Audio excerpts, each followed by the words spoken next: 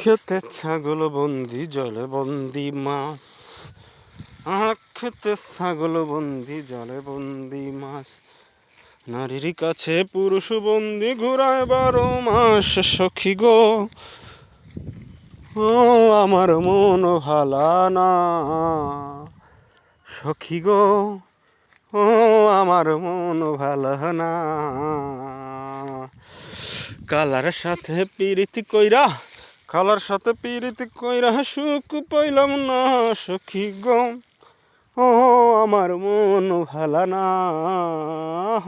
আরে তো কার সাথে কার প্রেম হইব, কেডা কারে খাইব? অন্ধকারে খাবে নাকি আলোতে খাবে, নাকি বাঁশবাগানে খাবে নাকি পাট খেতে খাবে?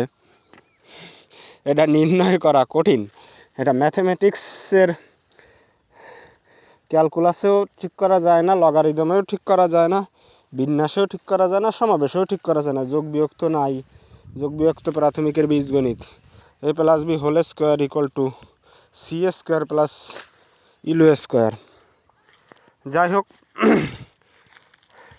প্রেম কাহিনী কার সাথে কার হবে এটা বলা বড় কঠিন। যেমন টিচার ছাত্রীর সাথে প্রেম করে, টিচার আবার স্কুলের অভিভাবকের সাথে প্রেম করে, আবার শিক্ষক শিক্ষক প্রেম করে। কেডা যে কার সাথে করে এটা খুঁজে বের করা কঠিন। তো প্রেম কাহিনী করলো আকাশে চাঁদ, অর্থাৎ চাঁদ মামা প্রেম করলো তার যে ওস্তাদ বা গুরু শিক্ষক বৃহস্পতি, বৃহস্পতির বউ যার নাম তারা, তার সাথে কঠিন প্রেম। তারা আলো বিবাহিত, চন্দ্রল তখন অবিবাহিত। তো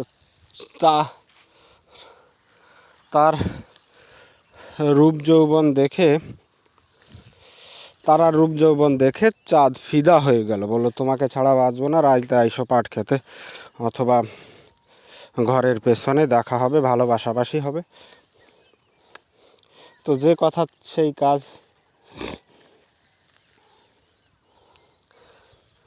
যেহেতু বৃহস্পতির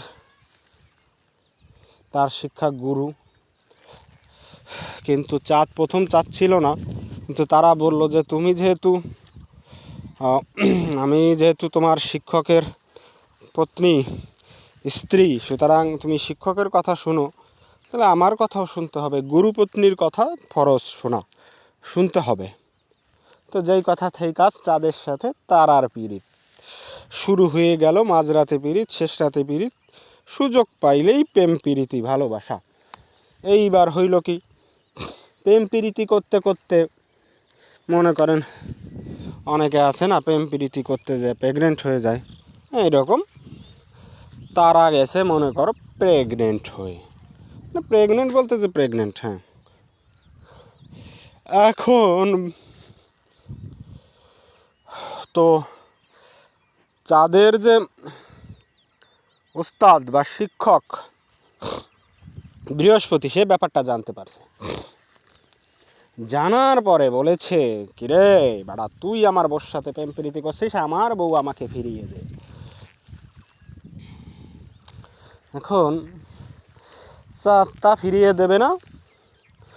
তো সে বলছে, চাঁদ আবার বলছে, শাস্ত্রীয় ব্যাখ্যা দিয়েছে যে আপনি প্রাপ্তবয়স্ক স্ত্রী বা মেয়ে লোক যদি সজ্ঞানে কোনো পুরুষের সাথে চলে যায় তাহলে কোনো অন্যায় হয় না। অর্থাৎ সজ্ঞানে গেছে, এখানে তো কোনো অপরাধ নাই। তুমি তারার কাছে শোনো যে তারা কার কাছে থাকবে, বৃহস্পতির কাছে থাকবে নাকি চাঁদের কাছে থাকবে? চাঁদের তারা হয়েছে থাকবে। এখন তো বৃহস্পতি পড়ছে বিপদে। সে যে শুনলো যে তারা তুমি কার কাছে থাকবা, সে বলতেছে আমি চাঁদের কাছে থাকবো, চাঁদের সাথে দেব না তোমার তুলনা। এদিকে চাঁদ তো সুদর্শন পুরুষ, এর কিন্তু পরবর্তীতে আরও বিয়ে শাদী করে। অনেকগুলো তার রোহিণী থাকে, 12 জন না কতজন রোহিণ আছে, চন্দ্রিমা আছে, আরও অনেক। তো এখন কি হলো, এই নিয়ে গুরু এবং শিষ্যের ভিতরে একটা ভালো রকমের দ্বন্দ্ব শুরু হয়ে গেছে। তো যা হোক, এবার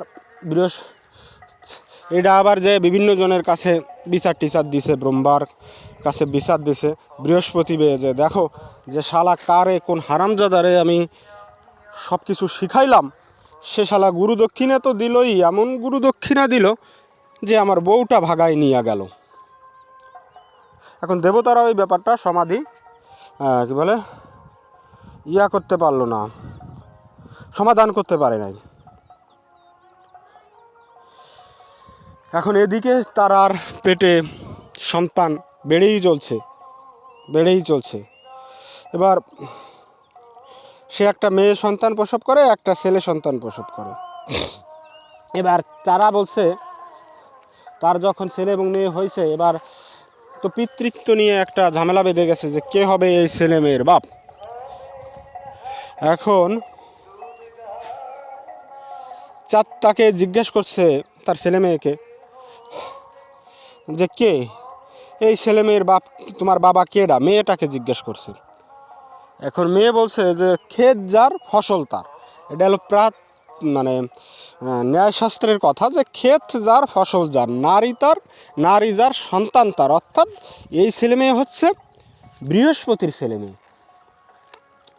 তো চাঁদ তো খেপে গেছে, বেটা এত কষ্ট কইরা ক্ষেত জারি হোক, লাঙ্গল তো আমি দিছি, হ্যাঁ বীজ তো আমার, ক্ষেত যার হোক বীজ তো আমার। এই জন্য সে আবার এটারে দেশে অভিশাপ, ওই মেয়েটাকে দিছে অভিশাপ। কী অভিশাপ দিছে এটা মনে নাই।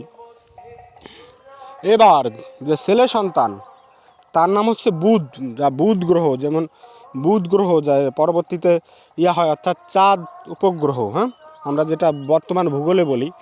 এরপর আছে বুধ বৃহস্পতি, অর্থাৎ বুধও একটা গ্রহ, বৃহস্পতিও একটা গ্রহ। এবার সে কী করছে, বুধকে জিজ্ঞাসা করছে যে বলো তোমার বাবা কে, বৃহস্পতি নাকি চাঁদ?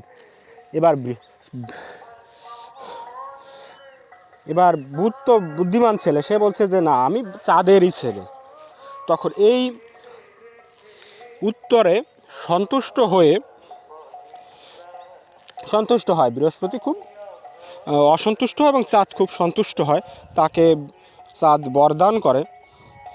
এবং এই যে বউটা ভাগাই লইয়ে গেল বউ ভাগাই নিয়ে গেল, হ্যাঁ কত বড় বাইঞ্চত, গুরুর বউ ভাগাই নিয়ে গেল, অর্থাৎ তার মাতৃ সম্বন্ধীয়া মায়ের মতো এর সাথে প্রেম করেছে। তাকে মেনে নেওয়া যায়? তুই বেটা অনেকজন স্বামী থাকে না, স্বামী কোথায় এখানে ওখানে থাকে, তারও ভালো লাগে, তার সাথে তুই প্রেম কর। তুই বিনা ইনভেস্টে বিনা দায়িত্বে মেলা কিছু পাইতি, তা না, তুই শালা। তো এইবার দেখো গুরু বৃহস্পতি তার শিষ্যকে এই যে বউ ভাগাই নিয়ে গেল, এর জন্য একটা অভিশাপ দেয়। কি অভিশাপ দেয়? যে তুই মরতে যেয়া জন্মগ্রহণ করবি, হ্যাঁ মরতে যেয়ে জন্মগ্রহণ করবি, এবং তোর চাঁদে কলঙ্ক হবে। এর জন্য বলে কলঙ্কি চাঁদ, হ্যাঁ যে আজীবন তোর দেহে এই কলঙ্কটা থেকে যাবে যে তুই গুরুপত্নী হরণ করেছিস, পাপ করেছিস। বলে চাঁদেরও কলঙ্ক আছে। চাঁদ একটা হ্যান্ডসাম বয়, গুরুপত্নী ভোগ করে তার কলঙ্ক হলো। এবং সেই চাঁদ মর্তে অর্থাৎ পৃথিবীতে এসে অর্জুনের পুত্র অভিমন্যু হয়ে জন্মগ্রহণ করল, যাকে চক্রভূহে সপ্তরথী অর্থাৎ 7 জন রথী মিলে মহাভারতের যুদ্ধের সময় নির্মমভাবে হত্যা করা হয়। এই অভিমন্যু আবার 16 বছর বয়সে সে ছিল। চাঁদের যে অভিশাপ ছিল যে তুমি 16 বছরের জন্য মর্তে যে এই জন্মগ্রহণ করবে এবং তোমার পাপ এর ফলে খণ্ডিত হবে। বুঝতে পেরেছ যে কত বড় একটা কাহিনী। এই অভিমন্যুর কাহিনী আবার বিশাল বড় কাহিনী, যে চক্রভূ সে ঢুকতে পারতো, বের হতে পারতো না, ওই যে চাঁদের অভিশাপ।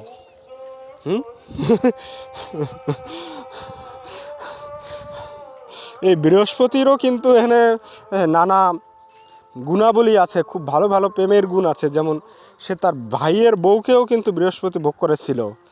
হ্যাঁ কাহিনীটা পুরোপুরি মনে নাই, কিন্তু আর একদিন শোনাবো যে বৃহস্পতিরও চরিত্র যে ফুলের মতো পবিত্র, বৃহস্পতি ভাইয়ের চরিত্র ফুলের মতো পবিত্র, তুমি দিও না গো বাসর ঘরের বাত্তি নিভাইয়া। কিন্তু বৃহস্পতি বাসর ঘরের বাত্তি নিভাইয়া তার ভাইয়ের বউয়ের সাথে সেও কিন্তু ভালোবাসা দিয়েছিল। এই জন্যই বলে অন্তঃসলীলা প্রেম, অন্তঃসলীলা প্রেম, যা বাইরে থেকে বোঝা যায় না যে কোন দিকে বইতেছে, মাটির নিচ দিয়ে বয়ে যায়। সালোক সংশ্লেষণের জন্য এই পেঁয়াজ ক্ষেতের পেঁয়াজ যেমন পানির কণা আহরণ করে মাটির নিচ থেকে, তেমনি প্রেমও অন্তঃসলীলা প্রেম। কোথা থেকে কোন দিকে বয়ে যায় এটা যতই তুমি ওই কি বলে ওকে জিওলজিস্ট, উদ্ভিদ বিজ্ঞানী জগদীশচন্দ্র বসু কিংবা ওই বিখ্যাত আমেরিকান বিজ্ঞানী জনি সিন্স কিংবা বিখ্যাত মহিষী নারী আরও যারা আছেন, তারা কিন্তু কেউ এর সঠিক সমাধান বা সঠিক রোগ নির্ণয় করা কঠিন। এটা হোমিওপ্যাথির ডোজ লাগবে আমার রোজ। কিন্তু এর ফলে পাপও হবে, চাঁদের কলঙ্ক হবে। চাঁদের সাথে তারার পীড়িত বাধা বৃহস্পতি। কার সাথে কে প্রেম করিল জানলাম না তো তার গতি, কার কি গতি হবে, এই প্রেমের কি গতি। অহল্যা ও সতী, হ্যাঁ অহল্যাও কিন্তু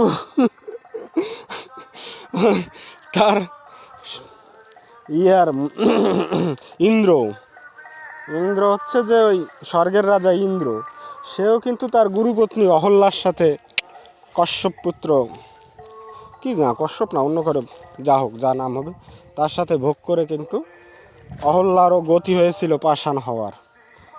প্রেম প্রীতি একটু ভালোবাসা ভাবে চিনতে হলে ভালো হয়, না হলেও ক্ষতি নাই।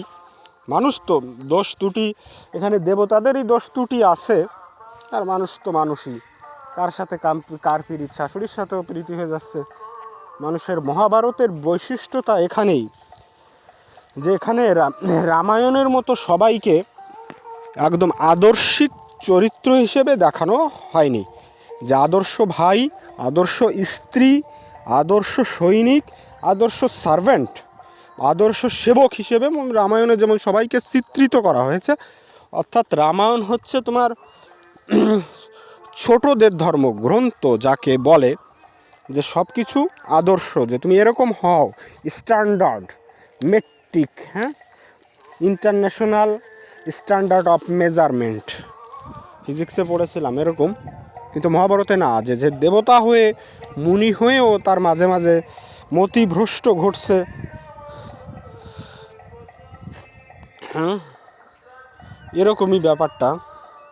যে জন্য মহাভারতকে বলা হয় প্রাপ্তবয়স্কদের কাহিনী। সব এখানে আছে, দোষ ত্রুটি, গুণ, ভালোবাসা, পরকীয়া, যুদ্ধ, ছলনা, অন্যায়, গুপ্ত হত্যা, সব আছে এখানে, সব ঠিক আছে। তো সর্বশেষ আখ খেতে ছাগলবন্দি, হ্যাঁ। শুভ দুপুর, ভালো থাকেন সবাই।